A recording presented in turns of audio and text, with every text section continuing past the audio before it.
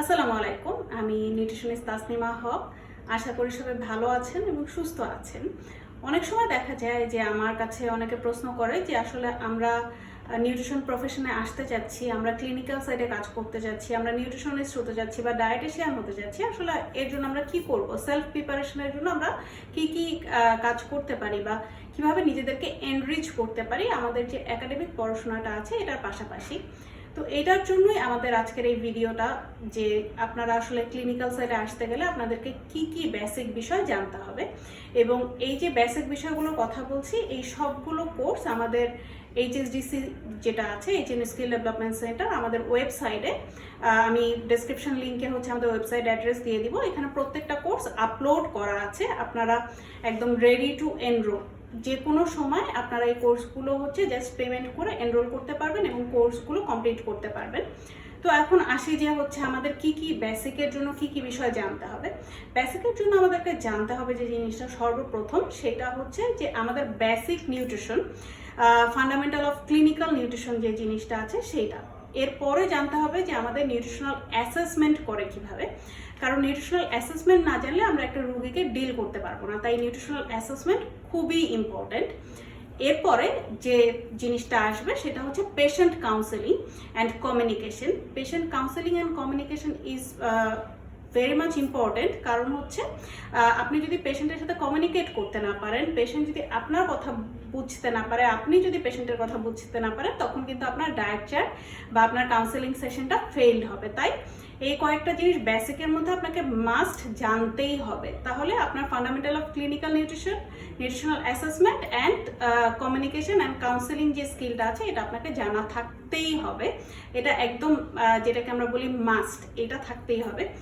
এরপরে যে বিষয়টা আপনাকে জানতে হবে এবং ক্লিয়ার কনসেপ্টে জানতে হবে, সেটা হচ্ছে যে how to make a diet chart. এটা যদি আপনি না জানেন, তাহলে যেটা হবে যে আপনার পেশেন্টের সব হিস্ট্রি নিলেন, আপনি কাউন্সেলিং করলেন ভালো মতো, কিন্তু আপনি আসলে ডায়েট চার্ট যেটা দিয়েছেন, সাপোজ আপনি ডায়েটারি যে রিকোয়ারমেন্ট আছে, ডেইলি যে আমাদের ক্যালোরি রিকোয়ারমেন্ট আছে, এটা ক্যালকুলেট করে আপনার একটা ক্যালোরি আসলো। এই ক্যালোরি অনুযায়ী আপনি অনেক ডায়েট চার্ট পাবেন অনলাইনে, সেটা দেখে দিয়ে দিলেন, কিন্তু আপনার মনের মধ্যে একটা প্রশ্ন সবসময় থাকবে যে আসলে ঠিক দিছি তো, ঠিক আছে তো আমার ডায়েট চার্টটা। এইটার জন্য আপনাকে মাস্ট এই ডায়েট চার্ট বানানো জানতে হবে। এই ডায়েট চার্ট বানানো জানার জন্য আপনাকে যেটা করতে হবে সেটা হচ্ছে যে নিউট্রিশন ক্যালকুলেশন জানতে হবে বা how to make a diet chart এটা জানতে হবে। এটার এভরি স্টেপ আপনাকে জানতে হবে। এবং এইটা জানার জন্য আপনাকে যে জিনিসটা জানতে হবে সেটা হচ্ছে সার্ভিং সাইজ, ফুডের সার্ভিং সাইজ অ্যান্ড মেজারমেন্ট, এটা আপনাকে জানতে হবে। Food composition table, understanding food composition table, এইটা আপনাকে জানতে হবে। আপনি যদি ফুড কম্পোজিশন টেবিল না জানেন, আপনি ডায়েট চার্ট মিলাতে পারবেন না। এটা আপনার জানা বেসিকের একদম ফরজ আইন টাইপের। এখন ফুড কম্পোজিশন টেবিল আপনি কোনটা ফলো করবেন? ফুড কম্পোজিশন টেবিল আমাদের অনলাইনে অনেক আছে, এবং আপনি একটা খাবারের নাম লিখে সার্চ দিলে সেটা কত গ্রাম কত কাপ এরকম কনভার্ট করে আসে, এবং এগুলো অধিকাংশই বাহিরের, ইউকে ইউএস এই বেস্ট।